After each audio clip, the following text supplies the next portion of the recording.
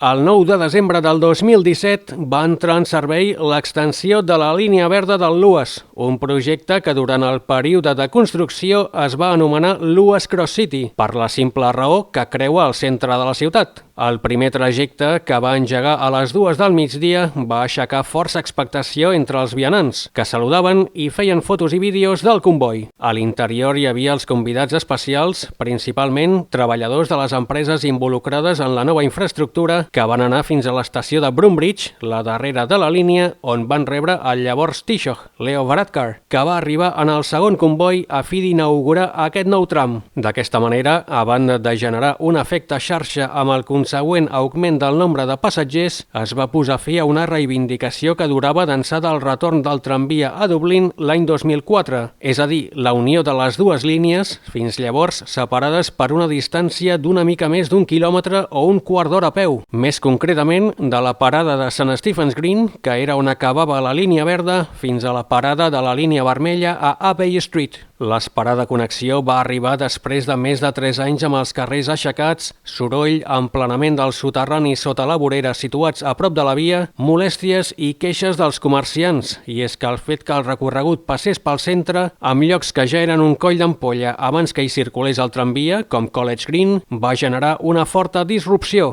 Es van haver de retirar diverses estàtues i entre els damnificats més destacats hi hagué la mítica Molly Malone, a qui van fer fora del carrer Grafton i que va ser traslladada a Suffolk Street, a 100 metres de la seva ubicació original. I durant unes setmanes de l'estiu 2016 també es va haver de suspendre el servei de la línia vermella entre The Point i Jervis a fi d'instal·lar les vies a les interseccions de les dues línies a Abbey Street, a l'alçada d'O'Connell en direcció nord i a Marlborough en direcció sud. El procediment era que un cop havia baixat el passatge a Jervis, els convois avançaven una mica més i feien mitja volta situant-se a l'altra via circulant per una plataforma elevada de color groc que semblava d'un tren de joguina. Després, el 17 de juny del 2017, va arribar la primera prova de foc, coneguda com el Gauge Run, és a dir, fer circular un comboi pel nou tram a fi de comprovar que tot s'havia col·locat correctament, essent un moment històric i és que feia molts anys que per llocs com O'Connell Street o College Green no hi passava cap tramvia. Més concretament, en el cas d'O'Connell, d'ençà del 10 de juliol del 1949, quan un tramvia de la línia 8 va fer el darrer trajecte entre el Nelson's Pillar, on ara hi ha l'Spire, i Dalkey, al sud de Dublín. Després de la primera prova, durant els mesos següents van continuar circulant tramvies amunt i avall, això sí, sense passatge, en un exercici que havia de servir perquè els automobilistes aprenguessin a interactuar amb el flamant nouvingut. Tanmateix, a partir del desembre i amb la línia ja funcionant amb passatgers, la manca d'adaptació d'alguns conductors amb el Luas, sobretot els que s'aturaven en zones amb l'asfalt pintat de groc, les yellow boxes, així com la manca d'espai per encabir-hi tot el trànsit, va provocar que els tramvies anessin a una velocitat molt baixa, destacant la zona de College Green, que va esdevenir un autèntic coll d'ampolla malgrat la prohibició de circular-hi per als vehicles privats. Un altre problema de les primeres setmanes va ser la manca de capacitat en hora punta, que provocava que molts usuaris veiessin com tots els tramvies que arribaven a la parada ja anessin plens de gom a gom sense poder pujar-hi. Amb tot, la situació va normalitzar-se amb l'arribada esglaonada a uns 2 tramvies al mes de 7 convois citadís 502 de 55 metres de longitud, els més llargs d'aquest model de la francesa Alstom, així com l'allargament dels 26 tramvies ja en servei del model citadís 402, als quals els van afegir 11 metres, passant de 43,6 metres fins al 54,7. D'altra banda, aquest nou tram de la línia verda va crear infraestructures que no són d'ús exclusiu del tramvia, entre les quals destaca el pont dedicat a la revolucionària i sindicalista Rosie Hackett, fet d'una sola peça sense afectar la llera del Liffey i per on també circulen autobusos, taxis, ciclistes i vianants. A més, és l'únic pont de Dublín dedicat a una dona. Un fet curiós del Rosie Hackett és que fou inaugurat al maig del 2014, ja amb els raïls col·locats,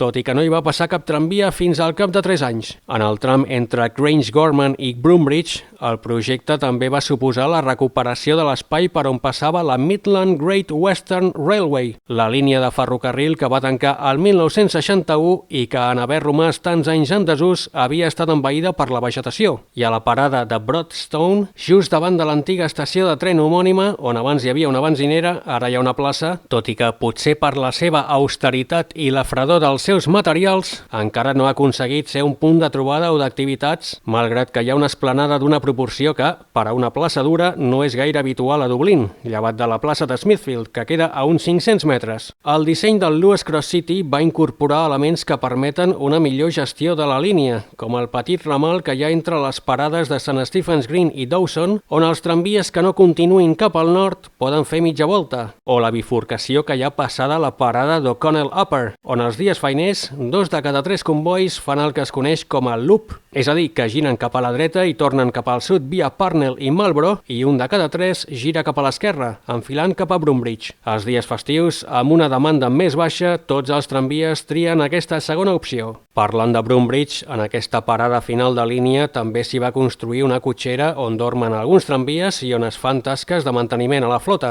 D'altra banda, que el tramvia arribés fins allà no va ser una decisió que es prengués a l'atzar, i és que la línia de tren cap a Maynooth i Sligo queda just al costat, fet que el converteix en un petit hub per als commuters que venen del nord-oest. A més, hi ha el projecte de fer continuar el Luas fins a Finglas, amb la previsió d'entrada en servei al voltant del 2030. El Luas Cross City va ser un rare avis amb relació a pressupost i calendari, i és que a l'hora de construir-los, en termes de temps i cost, aquesta mena de projectes acostumen a divergir molt d'allò que s'havia previst sobre el paper. Amb tot, els treballs de construcció, duts a terme per una joint venture entre la irlandesa CISC i la portuguesa Steconfer i supervisats per l'agència estatal Transport Infrastructure Ireland, va complir amb el termini i el cost, que va ser de 368 milions d'euros, de fet, 2 milions menys que el pressupost inicial.